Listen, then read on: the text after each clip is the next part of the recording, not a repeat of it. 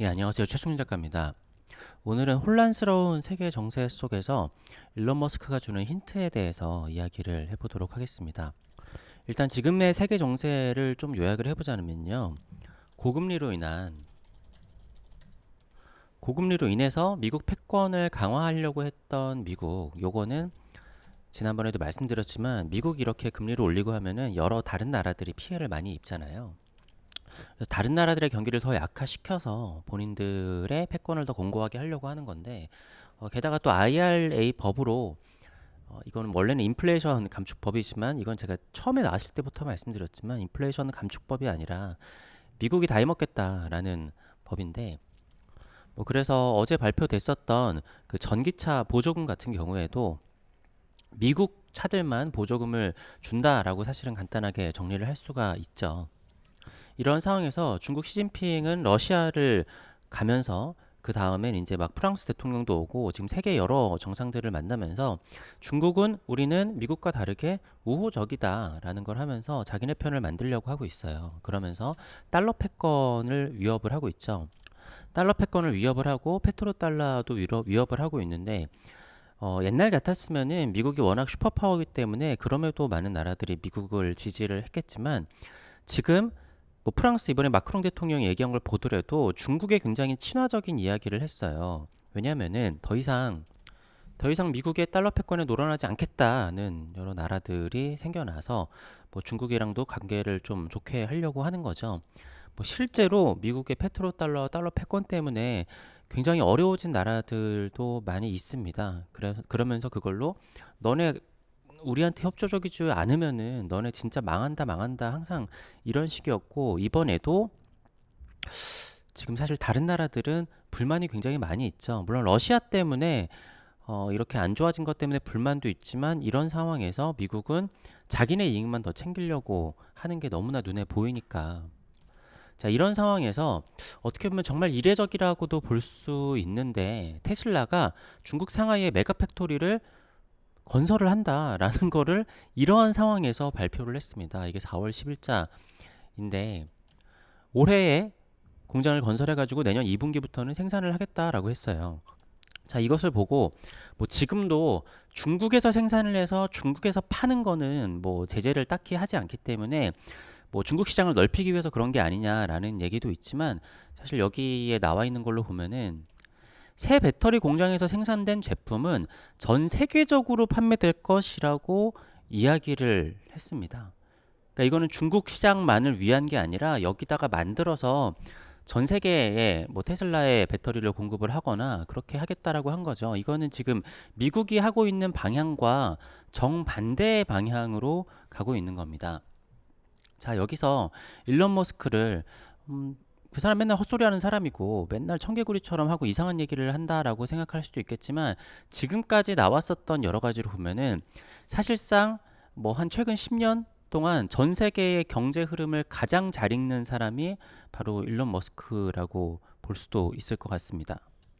실제로 지난 10년간 전 세계에서 가장 재산이 어, 가파르게 늘어난 사람이기도 하고, 맨날 얘기를 하는 걸 보면은 헛소리 하는 거 아니야 라고 했지만 대부분의 방향들이 맞았던 것들이 있어요. 물론 기술의 발전이나 뭐 이렇게 우주에 간다라던가 하는 거는 좀 얘기한 거를 지켜내지 못한 것도 있지만, 다른 시장이 이렇게 흘러가는 거라든가 그런 것들은 굉장히 정확하게 맞춘 것들이 많다라는 얘기인 거죠. 여기서 지금 미국의 방향과 다르게 중국에다가 새로운 공장을 설립한다라는 거는 진짜로 충격적이기는 한데, 이거는 저는 이런 메시지가 있다고 봐요. 앞으로 머지않아서 미국이 한 발 물러날 것이다. 그러니까 지금 트럼프 때부터 지금 굉장히 강력하게 정책을 펴오고 있잖아요. 사실 뭐 트럼프에서 바이든으로 바뀌었다고 하더라도 기본적인 정치 방향은 비슷한데, 그냥 미국이 다 해먹겠다, 우리가 세계 최강이다, 뭐 계속 이렇게 하고 있는 거예요. 그 상황에서 사실 사람들이 바이든한테는 실망을 많이 했죠. 뭔가 옛날부터 세계 정치와 이런 거에 전문가 같았었는데 지금 전혀 뭔가 영향력을 발휘를 하거나 외교적으로 수완을 발휘하거나 그런 게 전혀 없어요. 그리고 헛발질을 하는 것도 많이 보였죠. 어쨌든 하고 있는 정책이라는 게 미국의 경기를 침체를 시키고 해서 미국보다 다른 나라가 더 피해를 봐가지고 그걸로 다시 일어나겠다. 그리고 지난번에 말씀드렸지만 어느 정도 지난 다음에 우크라이나 전쟁이나 이런 것들을 자기네가 중재 역할을 하면서 뭔가 이렇게 좀 다시 또 세계의 경찰 노릇을 하면서 또 재선에 또 바이든이 성공을 하려고 그런 계획이 있었을 텐데 시진핑이 먼저 선수를 쳐버렸단 말인 거죠. 러시아에도 가고 지금 뭐 다른 나라 정상들도 계속 만나면서 우리는 굉장히 우호적일 것이고 세계 평화를 지키는데 앞장설 거다. 하지만 대만만 건드리지 말아라. 뭐 이런 메시지를 보여주고 있잖아요. 그리고 실제로 앞으로는 강경했지만 앞에서는 맨날 싸운다, 뭐 이렇게 뭐 관세를 많이 매긴다라고 하기는 하는데 미국과 중국의 교역은 거의 그대로란 말이죠. 이런 기사를 보면은 블룸버그는 내달 7일 발표 예정인 요거 1월달 기사기는 한데 2022년 한 해 미중 교역 규모가 역대 최대 수준을 기록을 했다 할 것이다 뭐 이런 얘기를 보여주고 있잖아요. 그러니까 다른 나라들한테는 막 엄벌을 내리고 뭐 이렇게 뭐 하지 마라 막 이런 얘기들을 하는데 정작 자기는 중국하고 미국하고 교역은 많이 있어요. 왜냐면은 제가 인플레이션에 대해서 말씀을 드리면서 이 인플레이션을 잡기 가장 좋은 방법은 중국하고의 이 무역 전쟁을 그만두는 거라고 했어요. 결국에 지금 세계적으로 인플레이션이 오는 게 돈이 많아서 그런 것도 있지만 전 세계적으로 물품이 원활하게 왔다 갔다 해야 되는데 무역 전쟁을 하고 우리나라에만 공장을 짓고 막 이렇게 한다고 하니까 뭔가 이렇게 효율성이 떨어지잖아요. 그래서 저는 중국하고 미국하고 뭔가 뭐 화해까지는 모르겠지만 이렇게 경제적으로 교류가 활발해져야지 사실은 인플레이션이 잡힌다라고 생각을 하거든요. 그러니까 지금까지 전 세계가 인플레이션이 오지 않았었던 가장 큰 이유는 중국에서 대량 생산을 해서 지속적으로 경쟁력 있는 값싼 제품들을 제공할 수 있었기 때문이잖아요. 근데 그거를 조금이라도 이렇게 막으려고 하니까 미국의 인플레이션이 굉장히 세게 온단 말이죠. 궁극적인 인플레이션을 잡기 위해서는 중국과의 교역을 정상화하는 게 저는 가장 좋은 방법이라고 생각을 해요. 게다가 지금 달러 패권에 위기가 온 거죠. 옛날처럼 이렇게 5%, 6% 이렇게 금리를 올렸으면은 다른 나라들이 좀 망해야 되는데 지금 중국이 물꼬를 좀 터주고 있잖아요. 중국은 지금도 금리가 한 3.7인가 뭐 그 정도에 머물러 있거든요. 큰 변화가 없었어요. 우리가 더 적은 돈으로 돈을 빌려주겠다 아니면은 그냥 달러로 바꾸지 않는다고 하더라도 위안화하고 너네 통화로 직접적으로 이렇게 교환을 하게 해주겠다. 그래서 막 중동에 막 이렇게 정치적인 것도 시진핑이 가서 영향력을 발휘를 하고 하잖아요.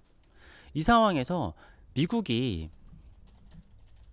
전 세계에 계속 강경책을 내기는 어려울 것이라고 저는 머스크가 생각을 하는 것 같습니다.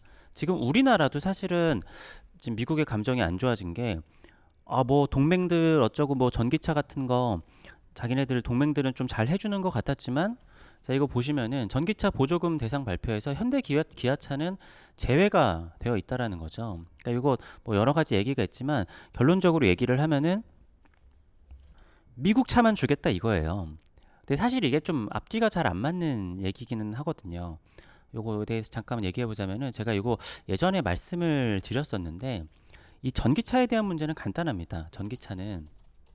전기차의 시대로 가잖아요. 중국이 무조건 유리합니다. 네. 전기차로 가겠다라는 거는 사실상 중국을 밀어주겠다라는 거나 마찬가지예요. 전 세계가 지금 전기차 시장으로 가고 있는데 이거는 어쩔 수 없이 전기차로 가는 가장 큰 이유는 인력이 많이 필요하지 않음. 이게 사실은 전기차로 가는 가장 큰 이유 중에 하나입니다.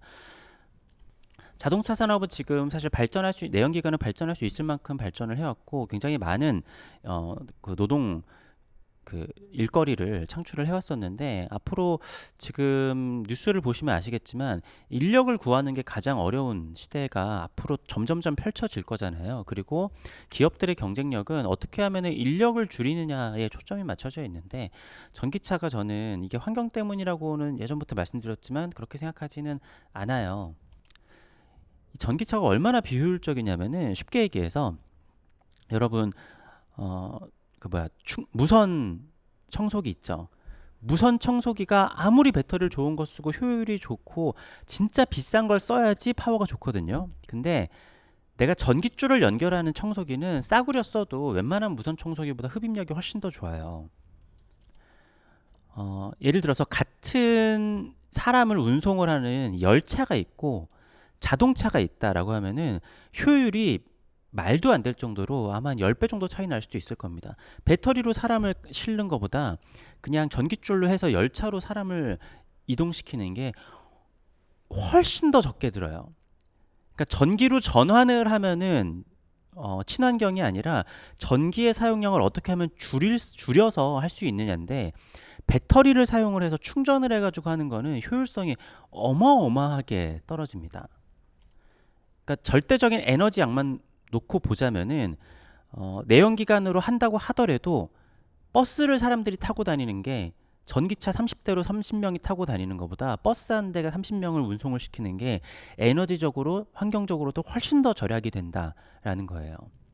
1000명을 운송하는데 지하철 하나가 1000명을 운송하는 게 전기차 1000대로 1000명을 운송하는 것보다 말도 안 될 정도로 어마어마하게 에너지가 적게 드는 겁니다. 자, 어쨌든 저는 전기차 자체가 뭐 환경 때문에 하는 거라고 생각하지는 않는데, 아무튼 인력이 많이, 이제 앞으로 인력이 되게 부족한 시대가 올 거기 때문에 전기차가 많이 이렇게 가는 것 같기는 한데, 전기차 시대에는 중국이 무조건 유리한데, 요거는 내연기관은 기술력 차이가 무조건 있었는데, 중국이 따라오지 못하는 기술력 차이가 있었는데, 독일이나 뭐 한국, 일본이 기술력이 굉장히 앞서갔었죠. 근데 요거는 미국이 느끼기에도 좀 비슷한 게 있어요. 그러니까 미국도 품질이 좋은 차라는 인식은 잘 없잖아요. 그래서 실제로 자기네들이 전기차를 만들어서 테슬라가 전 세계 1위를 하고 있으니까 자기네들도 이거를 뭔가 전화위복의 기회로 삼았던 것 같기는 한데, 전 진짜로 미국 사람들이 그걸 생각을 못한 건지 아니면은 뭐 다른 꿍꿍이가 있는 건지는 모르겠지만, 전기차를 하면은 미국이 아니라 중국에 무조건적으로 유리하거든요. 왜냐면은 어차피 배터리는 어떻게든 중국에 연관이 있을 수밖에 없어요.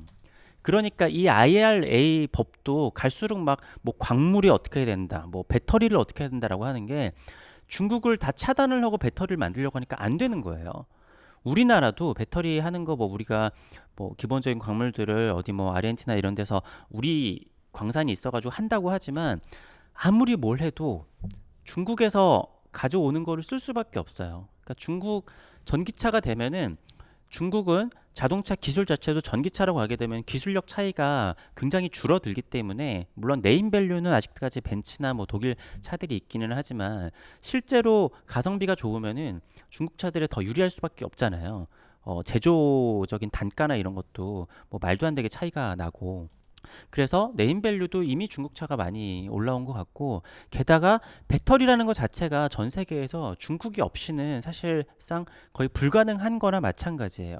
그러니까 IRA법이 처음에는 중국이랑 연관된 건 다 안 돼 하니까, 다 안 되면은 배터리가 하나도 없는데요? 라고 하니까, 그러면은 뭐 이렇게까지 하니까 법이 막 이상해졌어요.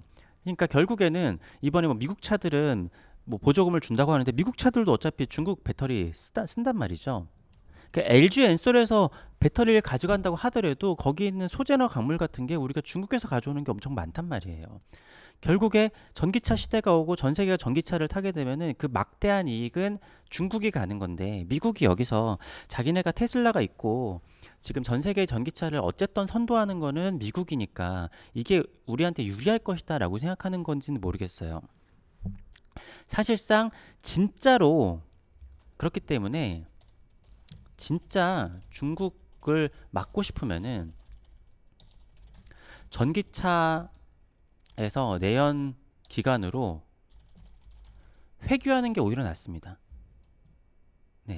지금 만약에 전 세계 뭐 유럽이나 미국이나 우리나라 이런 데들이 전기차 이제 안 해. 야, 전기차 해보니까 위험하고 오히려 뭐 환경오염도 더 심하고 그냥 다시 내연기관으로 돌아가자라고 하면은 그건 그때부터 중국이 망하는 건데 근데 이미 흐름 자체가 전세적으로 이렇게 됐고 중국이 이미 기술력이나 뭐 이렇게 만들어내는 자체적으로 생산하는 게 올라왔기 때문에 다른 데서 안 만든다고 하더라도 오히려 중국에서 이렇게 다른 나라에다가 팔고 하는 걸로 그건 또 그 나름대로 문제가 있을 수 있어요. 뭐 전기차로 안 가려면은 좀 몇 년 전에 미리 했었어야 되는데 이미 흐름은 막을 수가 없다라는 상황에서 머스크가 맞섰을 때는 어차피 중국이 관여하지 않는 배터리 시장은 불가능한 거고 이거는 미국이 풀어줄 수밖에 없다. 그러니까 앞으로는 그러니까 트럼프가 만약에 내년에 당선이 된다라고 하면은 트럼프도 중국에 강경한 발언을 할 수는 있어요. 아니면은 정말 재미있게 트럼프가 앞서서 가서 중국하고 화해를 하는 제스처를 취하면서 인플레이션도 잡고 뭐 이렇게 뭐지? 오히려 그렇게 하면 달러 패권이 더 잡힐 수도 있어요. 어떤 방향으로 흘러갈지는 모르겠지만 정치적이 아닌 결국에 정치적이 아닌 경제적으로는 중국과 미국이 손을 잡을 수밖에 없다라는 결론을 머스크가 내리지 않았을까. 물론 머스크의 생각이 틀렸을 수도 있고 상하이 팩토리를 철회를 할 수도 있어요. 미국 정부의 압력을 받아서. 하지만 지금 머스크가 생각을 한 거는 내년이나 올해 말이나 이럴 때는 정치적으로는 그 미국하고 중국하고 계속 싸우겠지만 경제적으로도 미국이 중국이 없으면은 어떻게 보면 제일 피해를 보는 게 미국이에요. 지금까지 미국 채권을 가장 많이 들고 있었던 것도 중국이었는데 중국이 계속 미국 채권을 내다 팔아버리니까 자기네들도 은행 위기가 왔었잖아요. 그리고 애초에 중국의 싼 물건들이 지속적으로 들어와야지 인플레이션을 잡을 수 있는데 지금 인플레이션이 안 잡힌단 말이죠. 근데 금리를 계속 올리면은 지금 다른 나라들이 너네 금리 계속 올리면 우리 중국하고 손잡는다 라고 하고 있기 때문에 결국에는 미국이 어느 정도 지금처럼 강경한 거를 할 수 없을 것이다. 세계 경찰 놀이 하는 것도 이미 시진핑이 그 뭐야 선수를 쳤기 때문에 안 된다. 좀 바이든이 좀 제가 보기엔 좀 답답한 것 같아요. 이대로 가면은 트럼프가 내년에 당선되는 게 거의 기정사실이지 않을까. 바이든이 전 세계에 진짜 정치를 잘하는 정치통이기 때문에 뽑아놨는데 뭐 정치적인 외교력 뭐 지금 행사하는 게 거의 없다시피 네, 하죠. 네, 아무튼 오늘은 일론 머스크가 상하이 공장을 짓는 걸로 그 일론 머스크의 예측을 한번 예상을 해봤습니다. 감사합니다.